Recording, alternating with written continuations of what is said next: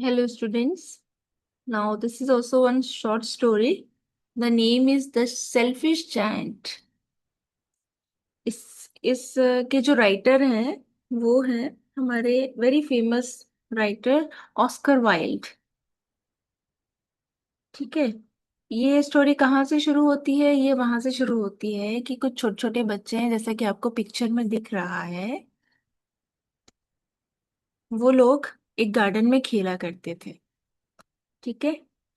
वो स्कूल से जब भी आते थे तो एक बहुत बड़ा सा एक बगीचा था, गार्डन था, वहां पे वो छोटे बच्चे खेला करते थे, जैसे कि नॉर्मली सब बच्चे खेलते हैं गार्डन में। अब वो वहां पे खूब सारे पेड़ भी लगे थे, उसमें पेड़ों में फल भी थे, उसमें बहुत बर्ड्स आती थी और एकदम मीठा मीठा मीठा सॉन्ग गाती थी, गीत गाती थी। लेकिन क्या होता है, अचानक से उसका जो ऑनर रहता है, एक जाइंट रहता है, एक बड़ा सा आदमी रहता है। ठीक है। वो जैसे ही आता है वहां पर, तो उसे उसे पसंद नहीं थे बच्चे बिल्कुल।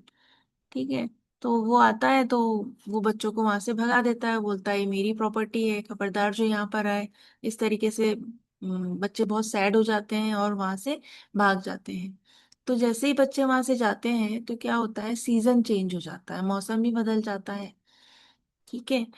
और उस वो क्या करता है, बहुत बड़ी बाउंड्री भी बनवा देता है कि बच्चे आज के बाद कभी मेरे गार्डन में आ ही ना पाए।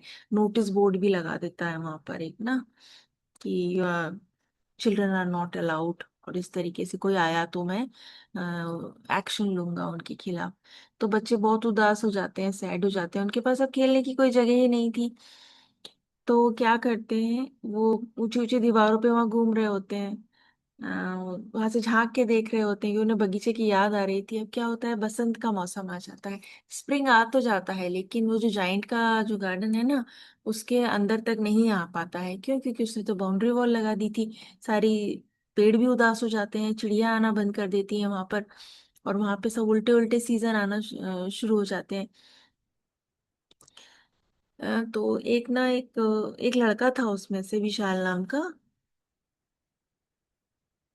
ठीक है।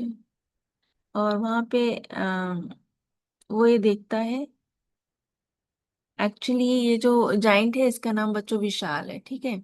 तो विशाल जो है, वो बहुत सेल्फिश हो गया था। उसके सेल्फिशनेस के कारण क्या हो गया कि जो स्प्रिंग सीजन है और अच्छी अच्छी सीजन है जो आते हैं, वो कभी आए नहीं और फल भी नहीं आ रहे क्योंकि बच्चे भी नहीं आ रहे। तो वो उसको भी खुद भी बुरा लगने लगा था। फिर वो देखता है एक दिन खिड़की से बाहर कि उसको ना गाना सुनाई देता है, एक बहुत मेलोडियस सॉन्ग सुनाई देता है। तो वो देखता है तो उसे देखता है कि एक छोटा सा छेद है, उसमें से बच्चे बगीचे में आ चुके हैं, इसीलिए उसको सब कुछ अच्छा अच्छा लगने लगा था, मौसम सुहाना टाइप का हो गया था। और कुछ बच्चे जो थे वो पेड़ की डालों पे जाके बैठ गए थे, और वो उससे खेल भी रहे थे। और पक्षी भी वहां पे आ गए थे, तो उसी का गाना उसको सुनाई दिया। तो फूल भी आ गए थे पेड़ों पर, मतलब सब कुछ बाहर आ गई थी, एक तरह से कहना चाहिए। लेकिन उसने देखा कि एक कोने में तो अभी भी ठंड थी। तो ऐसा क्यों था? तो उसने वहां पे देखा कि एक यंग सा लड़का था, वो पेड़ों पे की शाखाओं को, मतलब ब्रांचेस तक पहुंच नहीं पा रहा था। तो उसकी हाइट कम थी। तो उसने उसे लगा कि वो कितना सेल्फिश है, उसने इतनी ऊंची ऊंची दीवारें खींच दी कि बच्चे भी पेड़ पे अब नहीं चढ़ पा रहे। तो उसे गोदी में उठाता है और उसको पेड़ तक पहुंचाता है, कि जिससे कि वो अपना उसको टच कर ले, पेड़ को। अब वो कभी खेला नहीं था इतने बच्चों के साथ, लेकिन आज वो छोटे बच्चों के टाइप उन बच्चों के साथ खेल रहा था। लेकिन जैसे जैसे इयर्स आगे बीतते गए तो क्या हो गया, वो कमजोर होता गया, उसकी एज बढ़ती गई, तो वो बूढ़ा भी होने लगा। एक बार उसने देखा, एक सर्दी की सुबह वो वहां पर था, तो उसने देखा एक कोने में ना सफेद फूलों का बहुत प्यारा सा पेड़ है। उस जो पेड़ था उसकी ब्रांचेस एकदम सुनहरी थी, और वहां पे जो छोटा लड़का जिसकी उसने एक बार हेल्प करी थी, वो वहां पे नीचे खड़ा हुआ था। तो लड़का जो था थोड़ा सा घायल हो गया था। तो विशाल ने कहा कि वो उस आदमी को, मुझे नाम बताओ, तुमको किसने मारा है, तुम इतने कमजोर टाइप के क्यों दिख रहे हो? तब उस लड़के ने बोला कि ये तो प्यार के घाव है मेरे, मुझे किसी ने नहीं मारा है, लेकिन ये अपने आप ही आए हैं, मेरे प्यार के ही घाव हैं। तो लड़का हंसता है और विशाल जो जाइंट है, उसका नाम विशाल है, वो उसको बोलता है चलो मेरे साथ बगीचे में चलो, मैं तुमको एक अच्छे वाले बगीचे में लेके चलता हूँ। तो वो उसको ले जाता है वहां पर, और अपने साथ हेवन ले जाता है, ठीक है। तो जब दूसरी सुबह बच्चे आते हैं तो उनको क्या दिखता है कि एक बहुत बड़ा सा आदमी है, जो उसके ऊपर सफेद फूलों की परत ढक गई है। तो इस तरीके से स्टोरी यहाँ पर खत्म हो जाती है।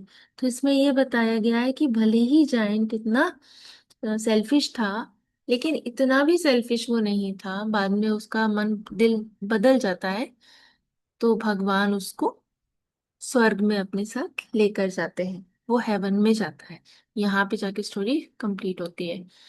नाउ ये कुछ स्मॉल क्वेश्चन आंसर्स हैं जो मैंने यहाँ पर आपको दिए हुए हैं। फर्स्ट मीटिंग जाइंट और लिटिल बॉय की, second meeting giant and little boy की, और नेचर कैसे चेंज होता है वो जो जाइंट है उसका, सेल्फिश जाइंट का। ये आपको, you have to go through this. आप इन क्वेश्चन आंसर्स को पढ़िएगा। इनफैक्ट अगर कोई समरी के फॉर्म में क्वेश्चन आता है तो आप इन सबको मिक्स करके एक स्टोरी जो आपको समझ में आ गई है, आप उससे बना के लिख सकते हैं। ये एक छोटा सा एक समरी यहाँ पे लिखा हुआ है, आप इसको भी नोट कर लीजिएगा। Okay, thank you. Get ready for your exam now.